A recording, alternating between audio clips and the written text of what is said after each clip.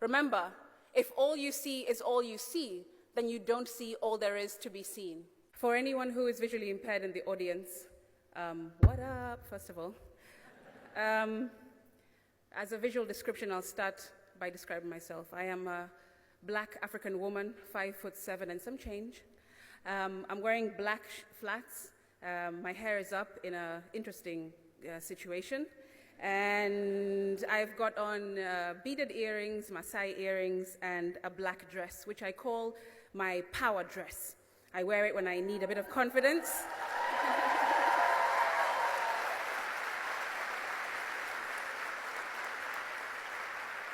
I wear it when I need a bit of confidence because right now I'm sweating in many places. My knees are like jelly and I really need to pee all of a sudden.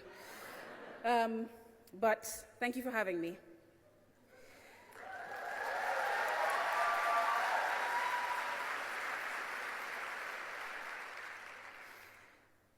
I had my first major eye surgery in 2010. General anesthetic, knife to the eye, 2 hours instead of the quick 40 minutes they had anticipated, and it didn't work. In fact, I came out of theater having lost more of my already declining eyesight.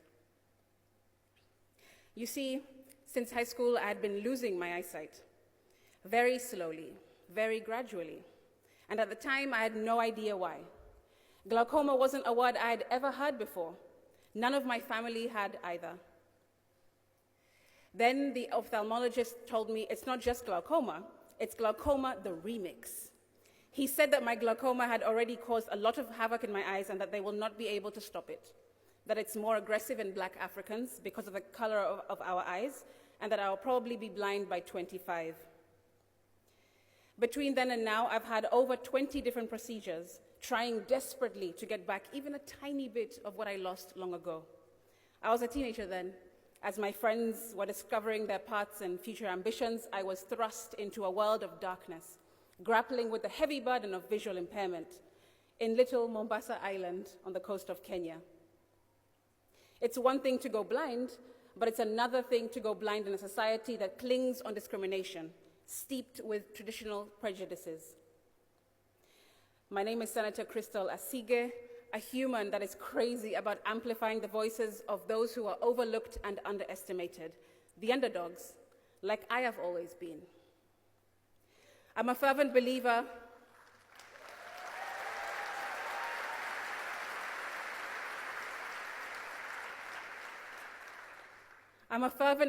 in making people feel seen and heard, no matter their ability or disability.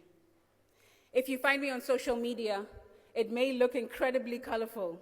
You'll see me in Parliament one day, in the studio the next, with politicians, the UK trade envoy to Kenya, then to a doctor's appointment in the evening. But in reality, all of who I am work harmoniously to fulfill my assignment, my purpose. I feel like I've already lived 5 lives in one and encountered a plethora of lessons, each brimming with wisdom and perspective. However, the most crucial lesson I've learned is if all you see is what you see, then you don't see all there is to be seen. Let those words resonate, because they encapsulate my journey. In the depths of isolation and despair, I learned that if you cannot change a circumstance, then change the way you look at your circumstance. Because what is the alternative? In my case, the alternative was to give up. But that did not sit well with me. So I made the choice to either accept what is or commit to what could be, and I chose the latter. It became crystal clear to me that there is a difference between visual impairment and disability. This is visual impairment, but this is disability.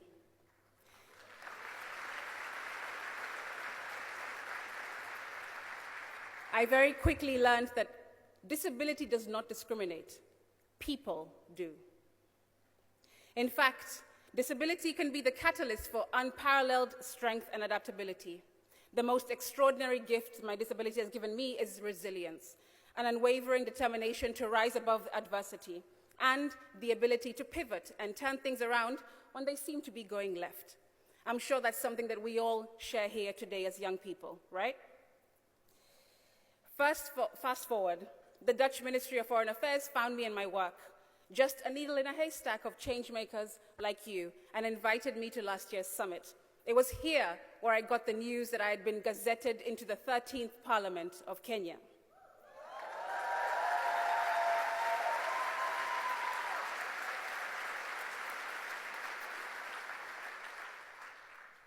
It was pretty wild. I came to one young world as an ordinary Kenyan, but returned home as a senator.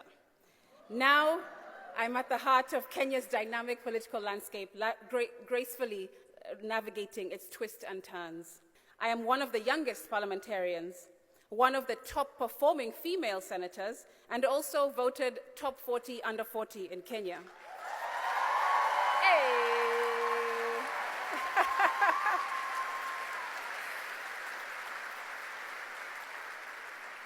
The platform on which I stand today has played an integral role in shaping me into the person that I've become.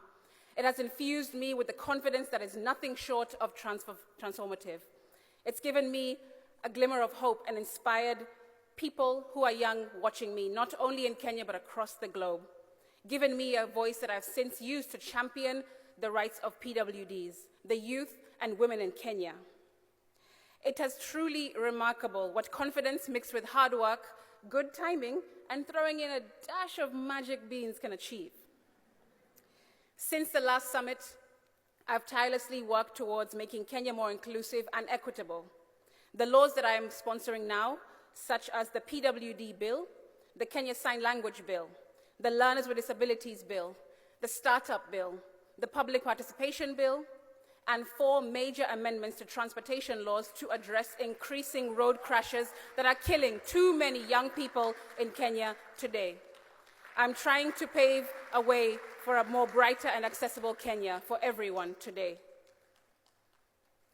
Standing before you, I am not just Senator Crystal Asige.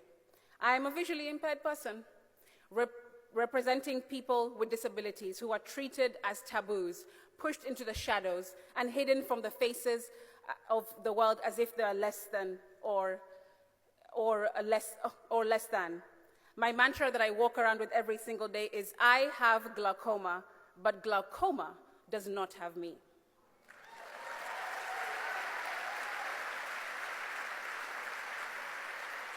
When I spoke to you a year ago, I wore the same hat, carrying the weight of those unheard voices. From this place of determination and purpose, I started the Crystal Asige Foundation, which is dedicated to creating an inclusive society to break down the barriers within our infrastructure, our systems, society, and culture. I aim to open doors of opportunities to marginalized groups, especially PWDs. I haven't left my creative side behind, though, and I am still using music to get young people excited about current affairs. Maybe the next social media hashtag will read, Senator Crystal Asige sings in Senate. After this session, I hope you will remember me as an example of a shattered stereotype. People with disabilities are not mere charity cases or prayer items in the neighborhood Bible group. No, we are individuals with skills, talents, and powerful inherent creativity that can surprise and elevate the world that you have never imagined. Though I am now a politician, I am a person first. I won't barrage you with geopolitics and geoeconomics. Instead, I want to focus on leaving no one behind. I'd like to remind you that leaving no one behind includes yourself. Give your all, be authentic, embrace all aspects of yourself, and don't ever hide. In keeping with this year's theme, peace and reconciliation can't work if we are separated and individualistic. It requires a collaborative endeavor. Remember, if all you see is all you see, then you don't see all there is to be seen. From here on out, ask yourself, who haven't you seen? What haven't you seen? And more importantly, what about you haven't you seen yet? Thank you very, very much.